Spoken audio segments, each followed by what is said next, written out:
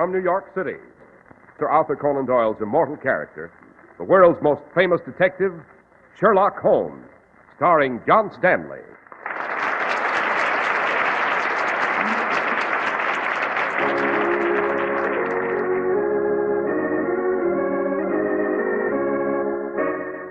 This week's adventure, the logic of murder. You're going to die within the next few seconds. No! But before you die, you will have the privilege of seeing a technique in murder never before used in the history of man. I shall start now. This will be the perfect murder, and the simplicity of it will astound you. Look, all I have to do is this.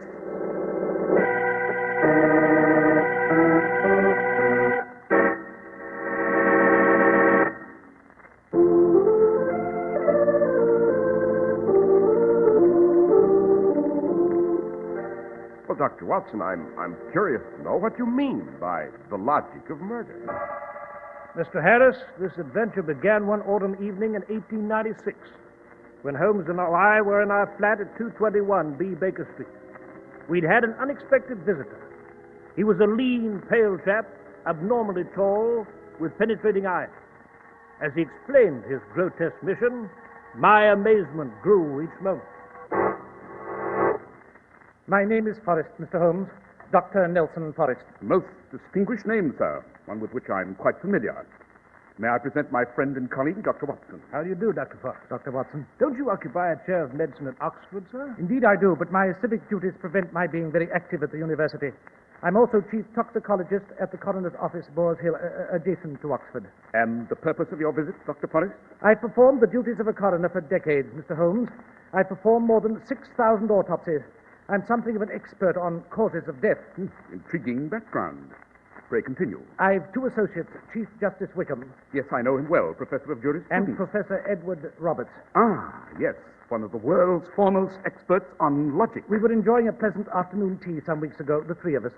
The conversation turned to the ancient problem of the perfect murder. I've spent many a long evening ruminating over that problem. The conversation became most spirited. Each of us made contributions. Wickham, a veritable genius on evasions of the law, made a few superb suggestions. I contributed, too, on the basis of my knowledge of causes of death.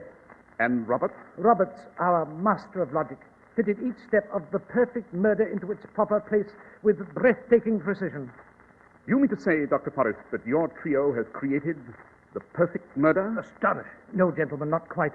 Our objective was to construct a murder so ideally committed that it was absolutely impossible to know how the victim had died and impossible to identify the killer. Good Lord, if anyone knew how to commit such a crime, why... I think someone does, Dr. Watson. Really? We solved every problem for the would-be killer except one.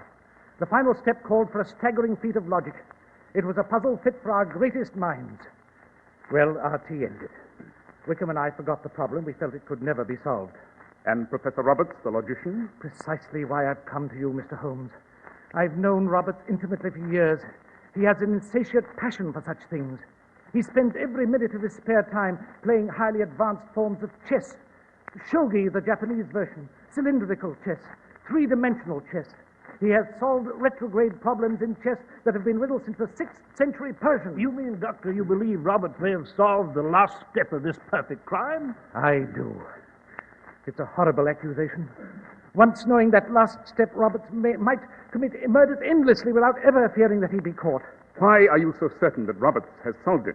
Mr. Holmes, that man could not sleep, could not eat, could not keep his sanity if he did not solve such a problem. Yes, but even if he can commit the perfect murder, why should he attempt it? The temptation is too powerful to resist, Dr. Watson. You're a man of science, sir. Surely you appreciate the ruthless driving force of the scientific mind? Professor Roberts would have to know if the murder were really perfect. He'd have to try it. And what do you expect of me, Dr. Forrest? I am a physician, sir, not a criminologist. I believe the menace is great.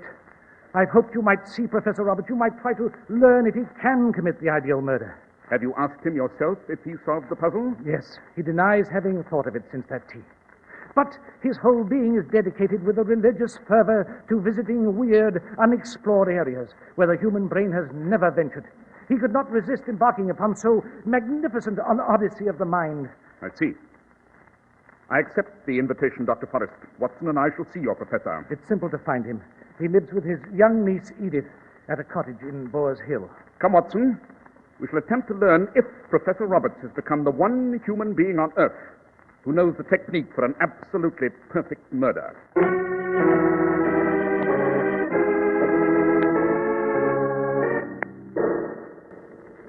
I'm delighted to have so renowned a guest, Mr. Holmes. Welcome. Thank you, Professor Roberts. I trust we're not imposing. No. Quite the contrary. I've plenty of time. Matter of fact, I was just leaving for a few days' vacation with my niece. I've all sorts of spare time these days. Are you comfortable there, Dr. Watson? Very, Professor, very. For a gentleman with so many demands upon his services, surely this is of vital importance. It is, Professor. I'm at your service, sir. Professor, you entered into a discussion with two faculty associates of yours some weeks ago, Dr. Forrest and Justice Wickham. But I see them so frequently. To which discussion do you refer? It was a delightful afternoon tea, and the subject was murder, Professor. The flawless murder. Oh, yes, I recall it. Evidently, it made a lasting impression upon them. Who spoke to you about it? Dr. Forrest. Professor, one step in logic remained. One problem was unsolved. To arrive at the ultimate ideal technique for committing the murder. Is that correct? It is. Did you give the problem further thought? No, none whatsoever. The problem was impossible. Even for one of your gifts? Mr. Holmes, surely you must know that the perfect murder is an illusion. It defies the infinitely petty scope of the human mind. Uncle Edward, the luggage is ready. It's by the door. Oh, I beg your pardon. Oh, this is my niece, Edith Marshall. Edith, Mr. Sherlock Holmes, Dr. John Watson. How do you do, Doctor? Edith's been preparing us for our little vacation. Is everything ready, my dear? Yes, Uncle Edward. I haven't the time to clean the house, though. I dislike leaving it so dusty. There's dust all about. On the bookshelves, and your chess set, on the mantel. Oh, let it be, child. We shan't care. Mr. Holmes, was it solely because of that discussion you mentioned that you came here? Solely. I certainly do hope you won't take offense, but it strikes me as rather a fool's errand. Does it? Dr. Forrest is sometimes more of a nervous old woman than a professor of toxicology. I always choose to follow the scent of murder, Professor, however faint and elusive. What's wrong, Uncle Edward? Nothing at all, Edith. Mr. Holmes and I were just chatting. That absurd problem of the perfect murder. If they're off on a vacation, Holmes, perhaps we'd better... Oh, we don't want to rush you. Oh, it's quite all right. Of course, this isn't entirely a vacation for Uncle Edward, Well, why not? because you must read the minutes of the Board of Trustees meeting last week. You should have gone. I'm taking them along. Oh, that task. We'd best dash along, Holmes. I regret that your mission was not more fruitful, Mr. Holmes. It's been enlightening, Professor Roberts. Good afternoon, sir. Good afternoon. Miss Marshall. Goodbye, Good Mr. afternoon. Holmes, Dr. Watson. Uncle Edward, Yes, my dear. please don't be upset, but Well, what is it? you did tell Mr. Holmes the truth, didn't you? The truth? About not having worked out a way to commit a perfect murder. Of course I told the truth. I wish you'd never discussed it with Wickham and Forrest. Why? Well, ever since you did, I've had an awful feeling about it. Really? A kind of shadows falling over the cottage. I was never afraid to stay here before. But last night I couldn't sleep. I kept wondering if you'd solved the problem. I kept wondering what you might do. Oh, dismiss it from your mind, Edith. Even if by some odd chance I should find the answer, what of it? I don't know. I saw you in the garden yesterday, at twilight. It was very cold outside, but you were standing there without a coat or hat, and there was perspiration on your face. Just your imagination. No, I saw you quite clearly. I couldn't help but think, Yes? never mind. I'm being foolish. You've been working hard, Edith. You're 10. And we're both a bit bored. The atmosphere's oppressive. As soon as we reach the Cotswolds, those beautiful hills, you'll relax. I hope so. I have been overwrought, all because of that stupid conversation and that gruesome problem. Shall we fetch our things and leave? by all means.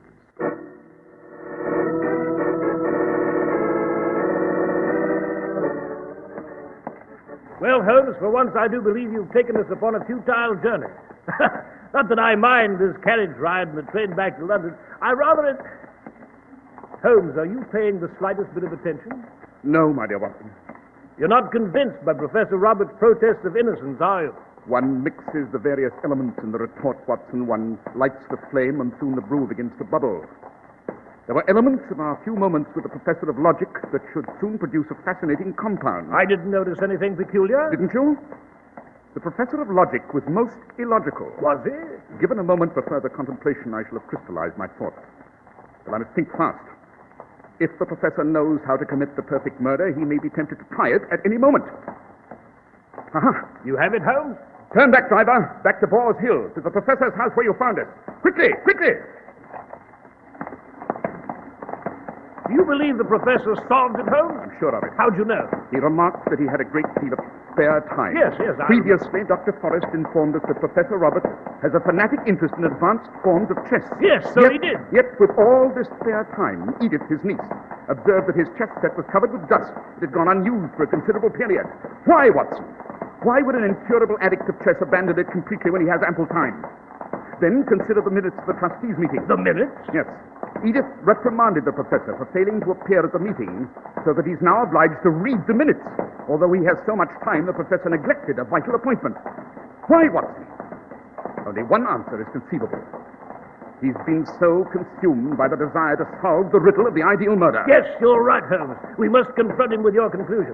Yes, but while you've the evidence that he's been struggling with the riddle, how do you know that he's found the answer? Think, Watson.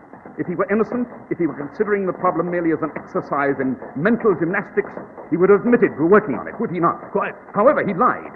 He pretended to have ignored that afternoon tea once it had ended. He could only have attempted that camouflage if he had an insidious motive. I should say he knows how to commit the perfect murder, and he intends to try. Good Lord. I should say he would choose for his victim a trusting individual who's quite handy. In short, his lovely young niece, Edith. Driver, can't your horses do better? Hurry, man!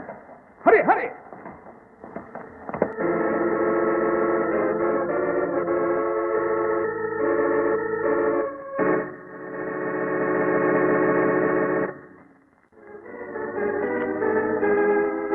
Dr. Watson, we're most impatient to return to your story. Well, Mr. Harris, with the shocking realization that Professor Roberts knew how to commit a perfect murder and was probably about to try it upon his young niece, Holmes and I raced in our carriage back to the professor's cottage at Boar's Hill. It's odd, Holmes. The professor answered so quickly when we first called on him. Knock once more, Watson. You know, he may have done away with Edith after we left. Now he's vanished. If he has, it'll be the first act of murder I shall never be able to prove, Watson. Merely indicting him on the basis of chatter at a tea party will be of no avail. We shall not be able to establish the cause of death, the motive, nor anything else. He refuses to answer. Well, this door's flimsy. I believe we have enough strength to force it. Right you are, Holmes. Ready? Ready? Once more, Holmes. There we are. Professor Roberts. Professor Roberts.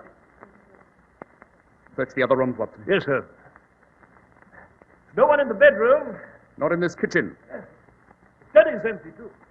They've gone, Watson. The professor of logic has made off with his niece to use her as his victim. Could we possibly find them, Holmes? They said they were going on a vacation. Yes, but where, Watson? Where? We must look at every corner of this cottage for a clue.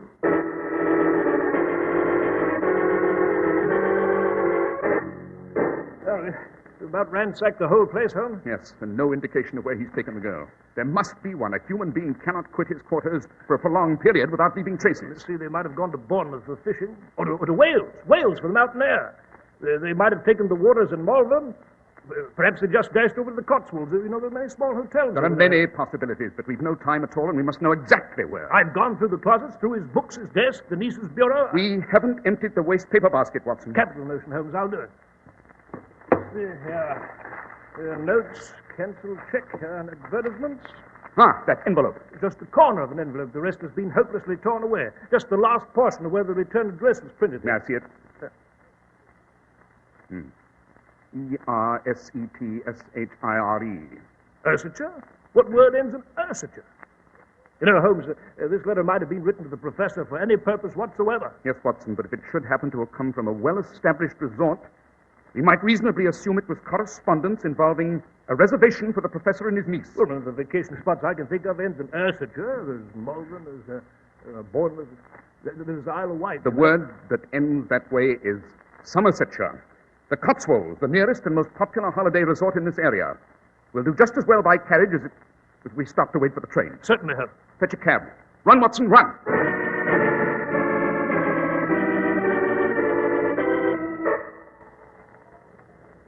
The countryside here in the Cotswolds is exquisite, isn't it, Uncle Edward? Yes, Edith. It's enchanting. You don't seem to be enjoying it. Oh, but I am, my dear, I am. You seem distracted. Do I? You haven't been thinking of that awful problem, have you? Perhaps. Uncle Edward. A great weakness, Edith. Problem I can't solve becomes an obsession. You should know that. I become tantalus, thirsting and held, up to my chin in a pool of water which recedes when I attempt to drink. You must use your willpower. You must forget it. It's too late. What do you mean? I did lie to Holmes. You what? I lied. I have been thinking about how to commit the perfect murder ever since that strange afternoon. It seems almost unreal now. Almost as if part of it were a dream. I have been thinking of it since I sat there in the sun with the two professors at tea, idly chattering, never realizing what seeds were being planted in my mind. Did you solve the puzzle, Uncle Edward? Do you know how to commit a perfect murder? Do you know? Do you know? Answer me. Answer me! Yes. Yes, I do. What do you intend to do about it? Will you tell Mr. Holmes? Will you tell Wickham or Forrest? The police, perhaps? Let me be, Edith. I've been under a great strain all these weeks. I've hardly slept. Go back to the hotel. Leave me. I want to walk by myself in this cool air. Very well, Uncle Edward. But you can't keep this terrible secret to yourself. What do you intend to do about it? I shall do nothing. For the moment.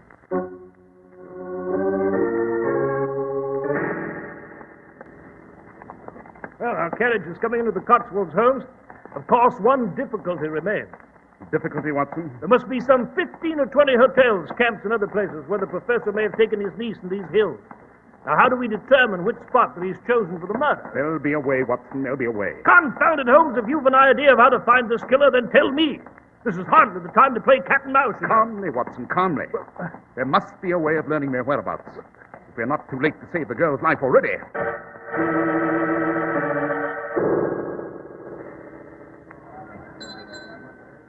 Clark, Yes, Mum.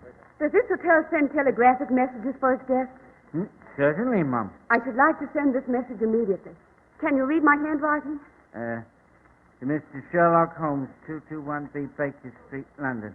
Uncle Edward has solved the riddle. Urgent you come here. We are in the Cotswold St. George Hotel. Do not lose a second. That's right. Send it now, would you, and put the charges on my bill. Yes, Miss Marshall. Thank you. Clark. Oh, Clark. Yes. Oh, Professor Roberts. I saw my niece here at the desk. Did you do what she wanted? Yes, I'm sending the telegram for her now. Telegram. May I see it, please? Here it is, Professor. Mm-hmm. Oh, it isn't necessary to send that. Just tear it up. Oh, but Professor... I said tear it up. Anything you say, sir.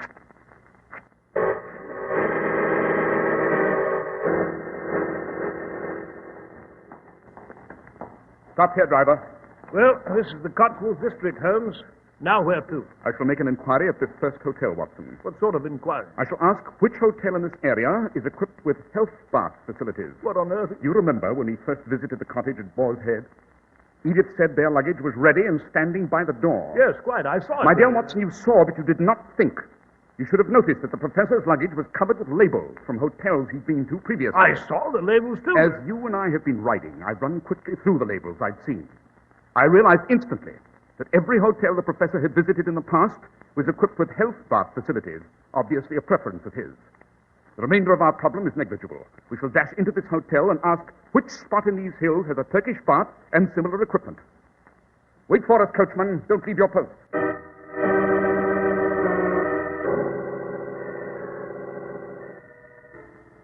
Here's the ice for your head, Uncle Edward. Feeling better? Oh, yes, Edith, much better. So kind of you to bring it to my room. I've wrapped it in this towel I found in your bathroom. There you are. Oh, it feels good. Splitting headache. You must take a nap. I'll leave you. I don't think you can leave, Edith. Why not? I've locked the door. You what? I've locked the door. Why did you do that? I didn't want you to go. Uncle Edward, don't get up. Stay in that sofa. You're not well. There isn't a thing wrong with me. But you asked me to bring the ice. You said a headache. A very cheap deception, Edith, but practical enough. I locked the door to be sure you wouldn't run off. You see, I've not only worked out how to commit the perfect murder, but I cannot resist the temptation to see if my theory is correct. You're playing a game with me. No, not at all. Try the door, Edith. It is locked, isn't it? You've gone mad. I fought this temptation, Edith. I did not want to know the answer to the problem. I was afraid I'd want to try it once I knew, and then I solved it. I'm convinced. The chances of anyone's learning the cause of your death... My death? Yes, dear. The chances of their learning the cause of your death or of ever accusing me of it are non-existent. There is a way to kill you that fulfills those seemingly impossible requirements. Let me out! Let me out Don't of here! scream, Edith. Perhaps you didn't notice I selected a room in an abandoned section of this huge hotel in a distant tower. You couldn't do it. You couldn't. I thought that myself. But can you appreciate what an achievement this will be for me?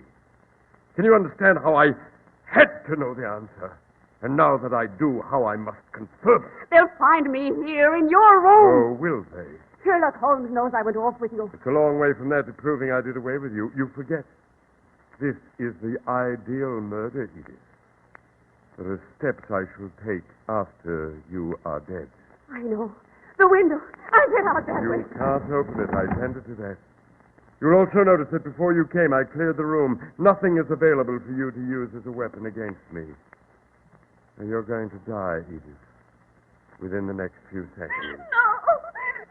But before you die, you will have the privilege of seeing a technique in murder never before used in the history of man. I shall start now.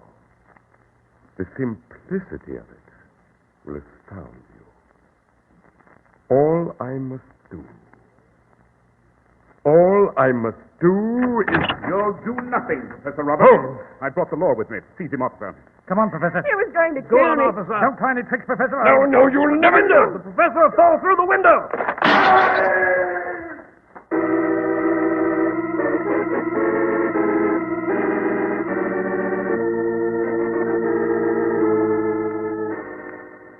Well, now, Holmes, now that we've returned to Baker Street, I say we should enjoy a well-deserved rest, eh? Oh, now who could that be? Come in. Mr. Sherlock Holmes, Yes? my name's Briggs. I'm counselor for the estate of Professor Roberts. Buried him this morning, you know. What brings you to Baker Street, Mr. Briggs?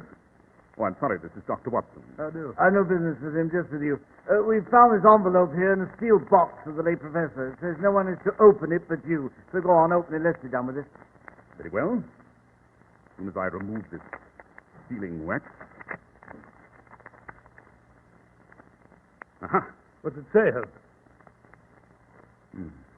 What's it say, Holmes?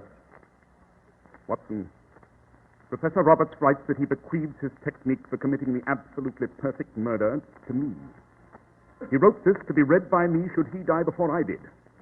He wishes to be remembered by posterity as the creator of this technique, the first in all recorded time to discover it. He describes how to commit the perfect murder. Just 3 sentences, the most surprising 3 sentences I've ever read. And he's right. He's 100% right. What are they, Holmes? What does the paper say? Nothing, Watson. Nothing. Be careful, Mr. Holmes. You hold that paper too close to the fireplace and you'll burn it. Exactly what I intend to do, Mr. Briggs. There. Oh, but Mr. Holmes, you burned it. We'll never know what the paper said. Oh, Holmes. How do you commit the perfect murder? That, my dear Watson, is something I must try desperately to forget. And something about which the world must forever wonder.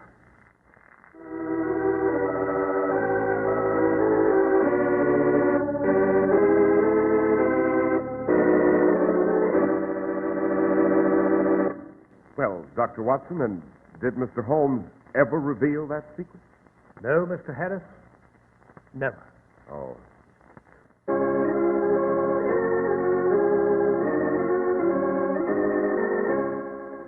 The world's most famous detective, Sherlock Holmes. Our stories are based upon the character Sherlock Holmes, created by Sir Arthur Conan Doyle, and the program is produced and directed by Basil Rathbone. Sherlock Holmes is played by John Stanley, Dr. Watson by George Selden. This week's story was written by Howard Merrill, with special music by Albert Berman.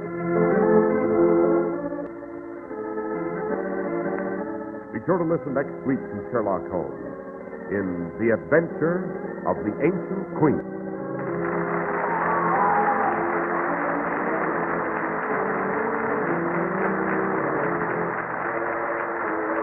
This is Cy Harris speaking. This is the Mutual Broadcasting System.